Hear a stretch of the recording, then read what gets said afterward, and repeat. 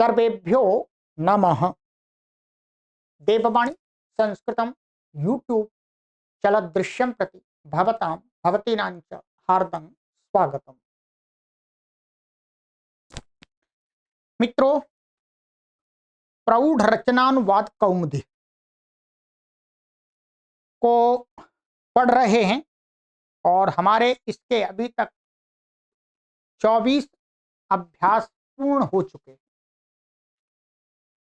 इसी के साथ मित्रों, आप सभी पाठकों को एक सूचना देना चाहता हूं जो इस चैनल से नए पाठक जुड़े हैं। यदि कोई भी पाठक हैं जो संस्कृत भाषा को बिल्कुल भी नहीं जानते हैं, तो उनके लिए हम एक कक्षा का आरंभ कर रहे हैं। ये पुस्तक है प्रारंभिक रचनानुवाद कौमुदी। ये पुस्तक डॉक्टर कपिल देव द्विवेदी जी ने बनाई है शून्य स्तर से संस्कृत भाषा को शुद्ध संभाषण और लेखन सीखने के लिए। 1 जनवरी 2026 से इसकी कक्षा आरंभ हो रही है। ये कक्षा पूरी तरह से निःशुल्क होगी। हम चाहते हैं कि इस कक्षा में हजारों लोग भाग लें। इसके लिए आप तैयार रहें यदि आरंभ से सीखना चाहते हैं, और अपने मित्रों को भी इस चैनल से जोड़ें। निःशुल्क हम सिखाते हैं, संस्कृत माता के व्यापक प्रचार प्रसार के लिए कार्य कर रहे हैं। चलिएगा, तो ये वाली जो कक्षा हमारी चल रही है इस पुस्तक की, ये प्रौढ़ लोगों के लिए है जो पहले से थोड़ा संस्कृत भाषा जानते हैं, उनके लिए है। ये नए लोगों के लिए नहीं है। चलिएगा, तो आज हमारी कक्षा है कक्षा संख्या 92वीं 92वीं कक्षा है। 91 कक्षाएं आपको हमने अभी तक पढ़ा दी हैं। ठीक है, 24 अभ्यास 91 कक्षा में कंप्लीट हो गए हैं। आज 25वां अभ्यास आरंभ होगा। 92 प्ले लिस्ट बना दी है हमने आपके लिए, सुविधा के लिए, क्या देख सकते हैं। इसके अतिरिक्त आप ये सभी कक्षाएं देववाणी संस्कृतम ऐप के अंदर भी देख सकते हैं, वहां पर जा करके विद PDF। ठीक है, चलिएगा, चलते हैं, ओपन कर लीजिएगा।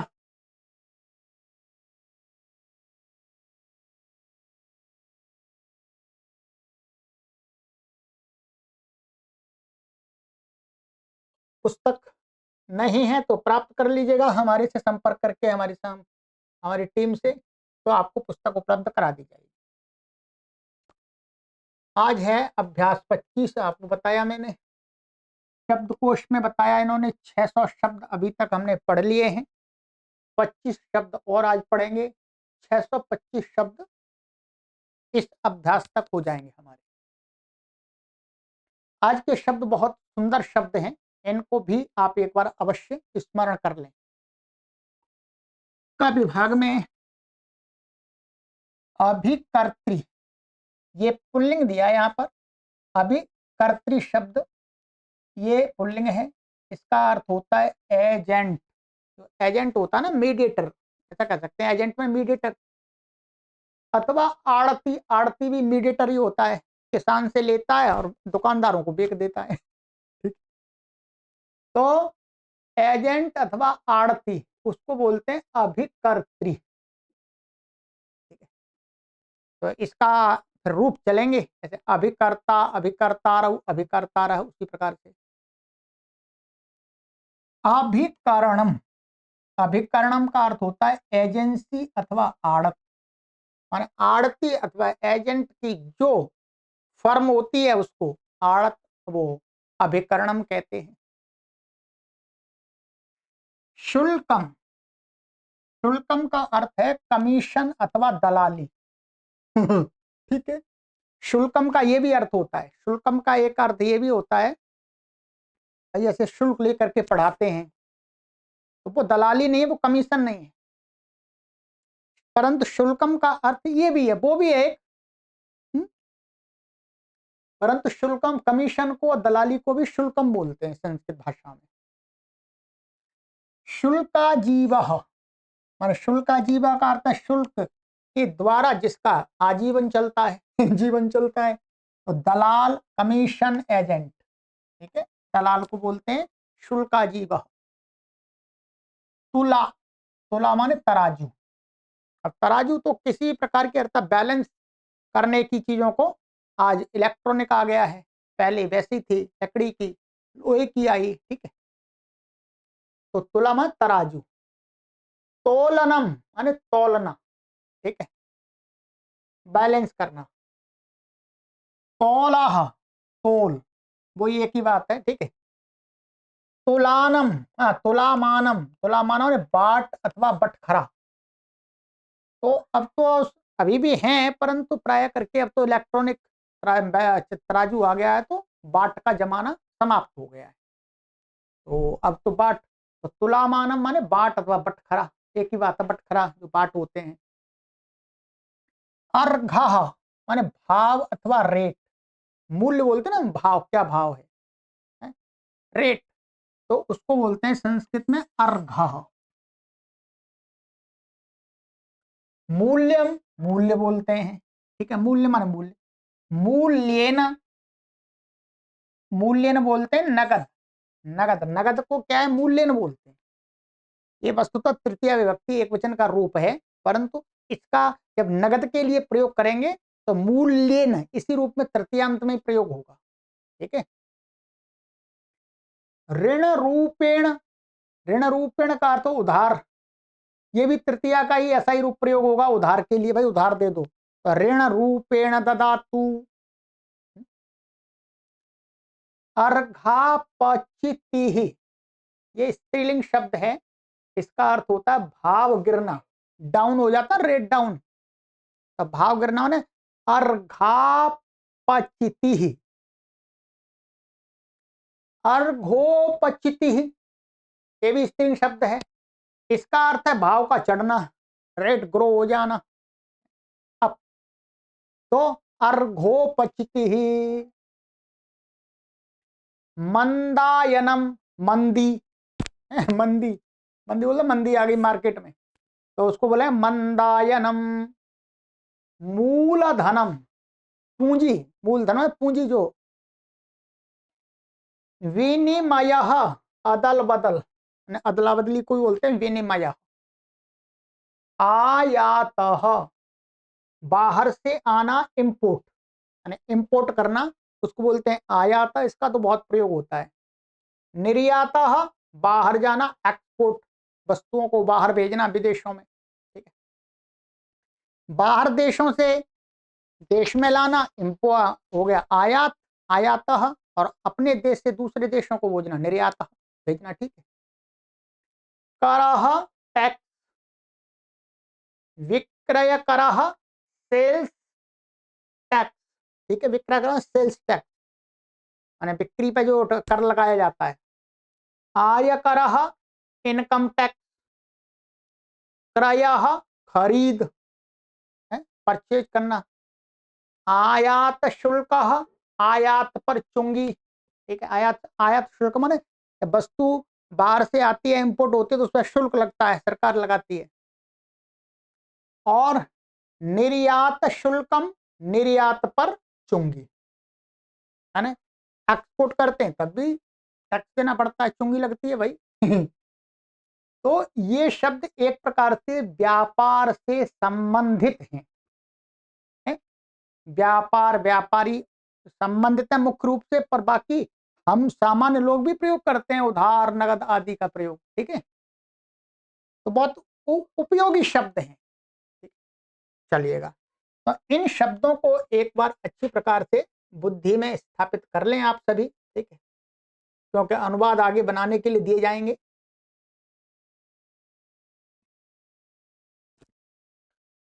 अब इसमें व्याकरण का पाठ बताते हैं कि प्रांच, उदंच, ब्रू धातु, ब्रू धातु है ये, एक शेष और अलुक समास। व्याकरण संबंधी इतनी बातें इसमें बताएंगे इस वाले अभ्यास में। एक तो प्रांच शब्द है, उदंच शब्द है, इनके रूप बताएंगे, और ब्रू धातु के रूप बताएंगे, और एक शेष जो द्वंद्व का एक भेद बच गया है, एक शेष वो बताएंगे, और अलुक समास मैं बता दूंगा अलुक समास क्या होता है, इसमें पढ़ेंगे तब, ठीक है। चलिएगा, सबसे पहले यह कार्य बताते हैं, प्रांत उदंत शब्दों के पूरे रूप स्मरण करो, ठीक है। ये पीछे इन्होंने दिए, यहां पर देखेंगे आप पुस्तक में 16 नंबर और 17 नंबर पर दिए हैं। मैं आपको यहां पर दिखा देता हूं, आइए। ये दिया है इन्होंने प्रांच, पीछे देख लीजिएगा, और दे दिया उदंच। मैं आपको उच्चारण करा देता हूं, स्मरण करना आपका कार्य है, ठीक है। स्मरण तो क्या है, एक बार आप ध्यान से देख लीजिएगा, आराम से आप समझ जाएंगे। आइएगा, प्रांच का अर्थ होता है पूर्वी। पूर्वी का अर्थ हो गया पूर्व दिशा में, माने पूर्वी बोलते पूर्वी लोग, तो पूर्व दिशा में होने वाला माने ईस्टर्न जिसको कह सकते हैं। ये विभक्तियां हैं, प्रथमा, द्वितीय, तृतीय, चतुर्थी, पंचमी, षष्ठी, सप्तमी, संबोधन। प्रांग, प्रांचौ, प्रांचः, प्रांचम, प्रांचौ, प्राचः, प्राचा, प्राग्भ्याम, प्राग्भिः, प्राचे, प्राग्भ्याम, प्राग्भ्यः, प्राचः, प्राग्भ्याम, प्राग्भ्यः, प्राचः, प्राचोः, प्राचाम्, प्राची, प्राचोः, प्राक्षु, हे प्रांग, हे प्रांचौ, हे प्रांचः। ठीक है, बन गई बात। अब ये हो गया आपके, ठीक है। बाकी इनका प्रयोग हम अनुवादों में करेंगे। दूसरा शब्द दिया यहां पर उदंच। उदंच का अर्थ होगा उत्तरी, उत्तर देश वाला। इसके रूप हैं उदंग, उदंचौ, उदंचः, उदंचम, उदंचौ, उदीचः, उदीचा, उदग्भ्याम, उदग्भिः, उदीचे, उदग्भ्याम, उदग्भ्यः, उदीचः, उदग्भ्याम, उदग्भ्यः, उदीचः, उदीचोः, उदीचाम्, उदीचि, उदीचोः, उदक्षु। और हे उदंग, हे उदंचौ, हे उदंचः, ठीक है। ये आपके उदक शब्द के, वो उदंच शब्द के हो गए, ठीक है। एक उदंच शब्द है, उदक नहीं, ठीक है। चलिएगा, अब इसके बाद इन्होंने यहां पर बताया है आगे, ब्रू धातु के पूरे रूप स्मरण करो। ब्रू धातु के रूप याद करने, ठीक है।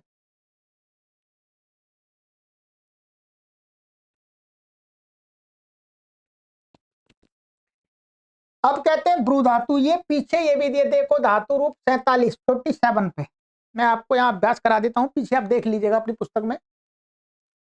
यहां पर ब्रू धातु, ठीक है। ब्रू धातु इन्होंने दिया है, एक मिनट,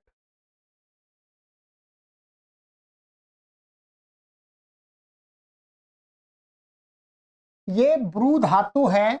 और ब्रू धातु कैसी है, उभयपदी है। उभयपदी, इसके थोड़े से रूप तो एक बार देख लीजिएगा, आप याद नहीं कर सकते हैं तो एक बार इस पर पूरी पर दृष्टि डालिएगा। ये परस्मयी पदी और आत्मनेपदी में के दोनों में रूप चलते हैं, दसों लकारों में, और इसके कई कई जगह दो दो रूप भी बनते हैं, ठीक है।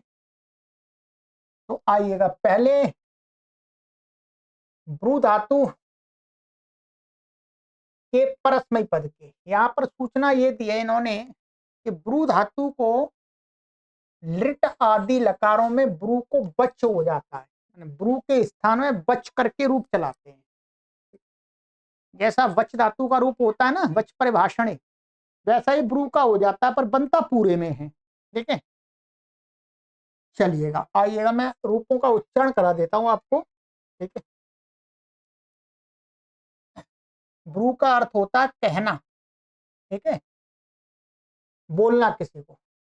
लट, परस्मय पद में देखते हैं पहले, देखिएगा, ये प्रथम पुरुष, मध्यम पुरुष और उत्तम पुरुष। प्रथम पुरुष में यहाँ पर दो दो बनते हैं, मध्यम पुरुष में भी कुछ में दो दो बनते हैं, और उत्तम पुरुष में एक एक रूप बनता है।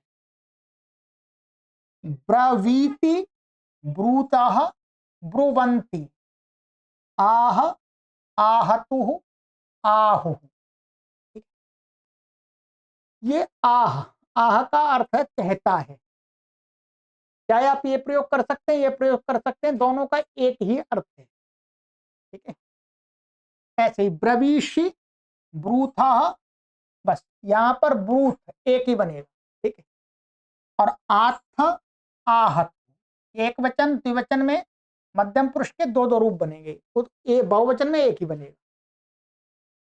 ब्रवीमि, ब्रूवः, ब्रूमः, यहां एक ही एक बनेगा। ठीक है, आइएगा लोट लकार।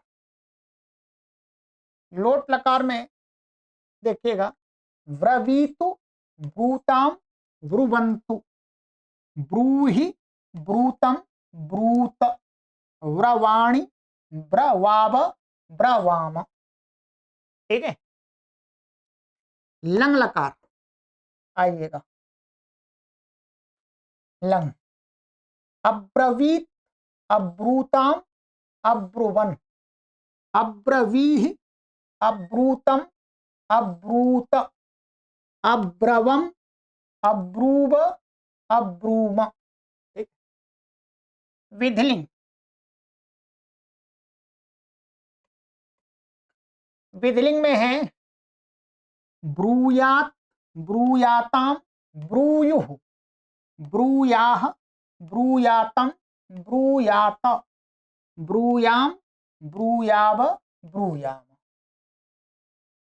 अब आगे क्या होगा, आगे ब्रू धातु को वच हो जाएगा। वच क्या रूप चलाएंगे। ठीक है, वच बनाकर। चलिएगा मैं करा देता हूं आपको। ये है लिट लकार में। ठीक है, वक्ष्यति, वक्ष्यतः, वक्ष्यन्ति, वक्ष्यसि, वक्ष्यथः, वक्ष्यथ, वक्ष्यामि, वक्ष्यावः, वक्ष्याम। लुट लकार, वक्ता, वक्तारौ, वक्तारः, वक्तासि, वक्तास्थः, वक्तास्थ, वक्तास्मि, वक्तास्वः, वक्तास्मः। ठीक है, आशीलिंग, आशीलिंग में है उच्चात, उच्चास्ताम, उच्चासुः, उच्चाह, उच्चास्तम, उच्चास्त, उच्चासम, उच्चास्व, उच्चास्म। ठीक है, लृंग, लृंग लकार में है अवक्षत, अवक्षताम, अवक्ष्यन, अवक्ष्यः, अवक्ष्यतम, अवक्ष्यत, अवक्ष्यम, अवक्ष्याव, अवक्ष्याम। ठीक है, चलिए अब आते हैं लिट लकार। लिट लकार में वच ही हो जाता है, वच को रूप बन जाता है क्या, उवाच, ऊचतुः, ऊचुः, उवचिथ, उवक्थ, या मध्यम पुरुष एक वचन में दो रूप बन गए इसके। ठीक है, ऊचथुः, ऊच, उवाच, ऊचिव, ऊचिम, उवाच। इसका एक और बनता है, उत्तम पुरुष में एक वचन में दो बनते हैं, उवाच और उवच। ठीक है, तो ये हो गया। अब है लुंग लकार। लुंग लकार में का रूप होता है अवोचत, अवोचताम, अवोचन, अवोचः, अवोचतम, अवोचत, अवोचम, अवोचाव, अवोचाम। यदि आप अष्टाध्यायी भाष्य माने पाणिनीय व्याकरण को पढ़ लेते हैं, फिर आपको इन रूपों को रटने की आवश्यकता नहीं है, फिर आप आराम से अपने आप बना लेंगे रूप। ठीक, मुझे रटने की आवश्यकता नहीं है, मैंने तो पाणिनीय व्याकरण पढ़ा है। इसलिए यदि आप रटने से बचना चाहते हैं, आपको लगता है क्या क्या रटें, इसीलिए तो व्याकरण पढ़ना चाहिए। तो व्याकरण आप पढ़िए।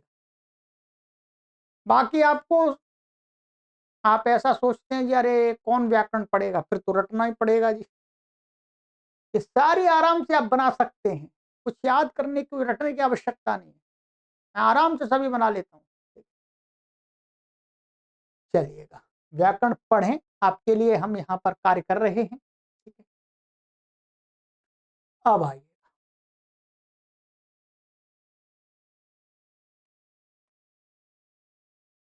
आत्मनेपद में इसकी देख लेते हैं। आत्मनेपद में भी लिट आदि लकार में इसको ब्रू को बच ही हो जाता है, पर आत्मनेपद में चले। लट, लट में एक ही एक रूप बनेगा, दो दो नहीं बनेंगे। ब्रूते, ब्रुवाते, ब्रुवते, ब्रूशे, ब्रुवाथे, ब्रूध्वे, ब्रूवे, ब्रूवहे, ब्रूमहे।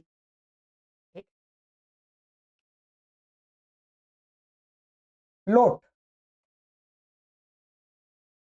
ब्रूताम, ब्रुवाताम, ब्रुवताम, ब्रूध्व, ब्रुवाथाम, ब्रूध्वम, ब्रवई, ब्रवावहई, ब्रवामहई। ठीक है। लंग,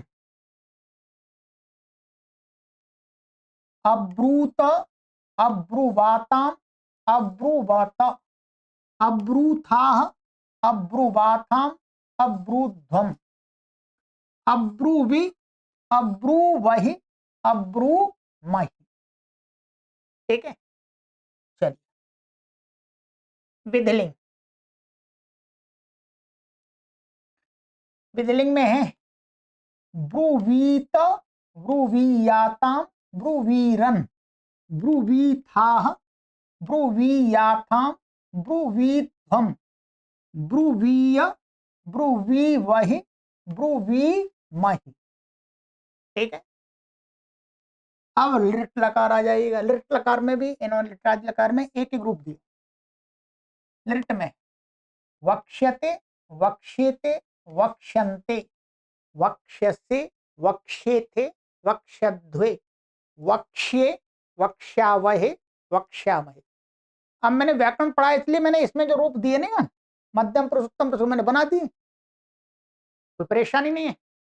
ठीक। लुट, वक्ता, वक्तारौ, वक्तारः, वक्ता से, वक्ता साथे, वक्ताध्वे, वक्ता है, वक्ता स्वहे, वक्ता स्महे। ये भी बना दिया। ठीक। ये पाणिनि व्याकरण का कमाल है।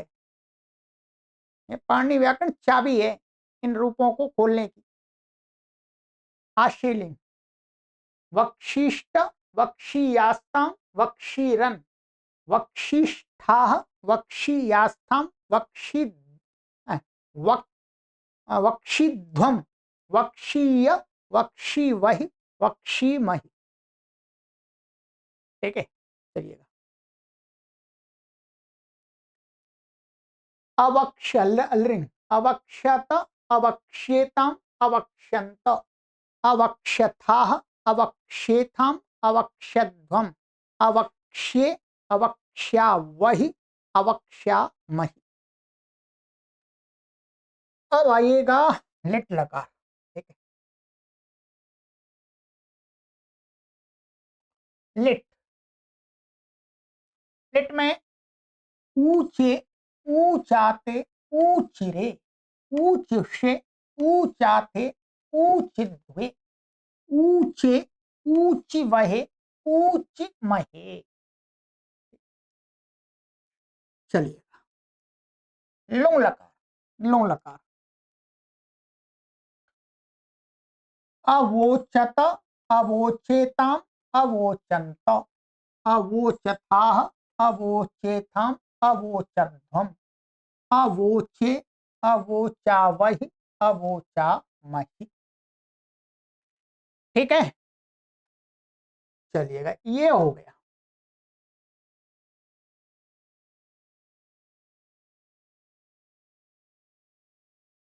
तो अब ये जितना आप याद कर सकते हैं कर लीजिएगा। ठीक है, जितना भी संभव है।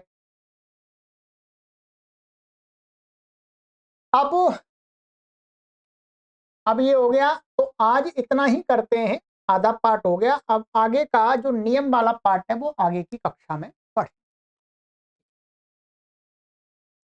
और मित्रों, हम संस्कृत भाषा के व्यापक प्रचार प्रसार के लिए कार्य कर रहे हैं, निरंतर लंबे समय से कर रहे हैं मित्रों, और हमारा ये निःशुल्क अभियान चल रहा है। आप सभी से मैं ये निवेदन करूंगा मित्रों कि आप हमारे इस अभियान को सुचारू रूप से निरंतर संचालित करने के लिए हमारे इस अभियान के आर्थिक मासिक सदस्य बन जाइएगा। ठीक है, देखिए, दान संस्कृत भाषा का प्रचार प्रसार तभी होगा, हमारे जैसे लोग ही, कुछ लोग, गिने चुने लोग इस कार्य को करने में समर्थ हैं, कर रहे हैं। और हमने तो बहुत बड़ा आंदोलन खड़ा कर दिया, ये मान लिया। जो विद्यालय पाठशालाएं 10-10, 15-15 बालकों को पढ़ाते हैं, हम लाखों लोगों को पढ़ा।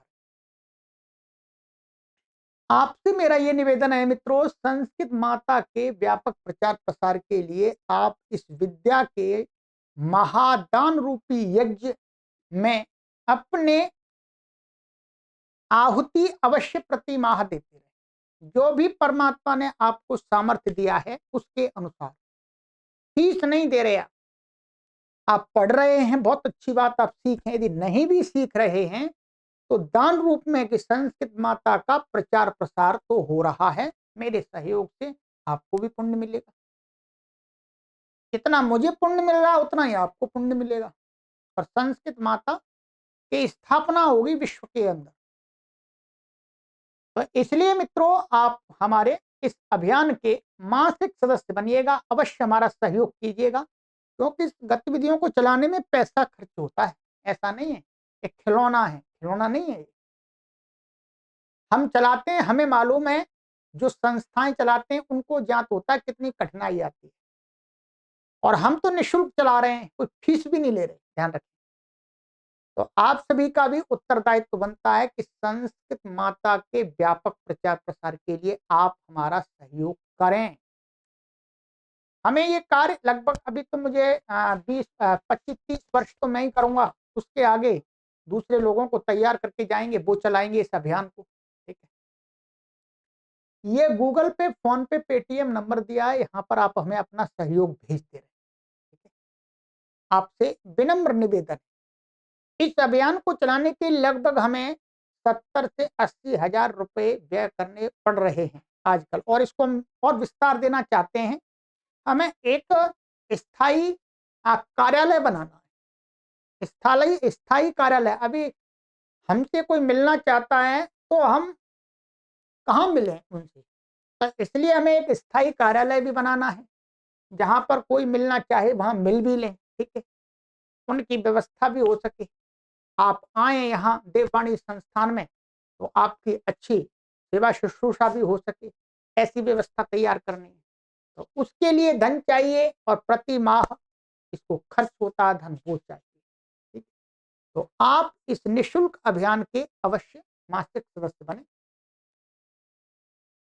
परमपिता परमेश्वर से आप सभी के उत्तम स्वास्थ्य, सुखमय, शांतिमय, मंगलमय जीवन के लिए प्रार्थना करते हैं। प्रभु आपको उत्तम स्वास्थ्य, सुखमय, शांतिमय, मंगलमय जीवन प्रदान करें।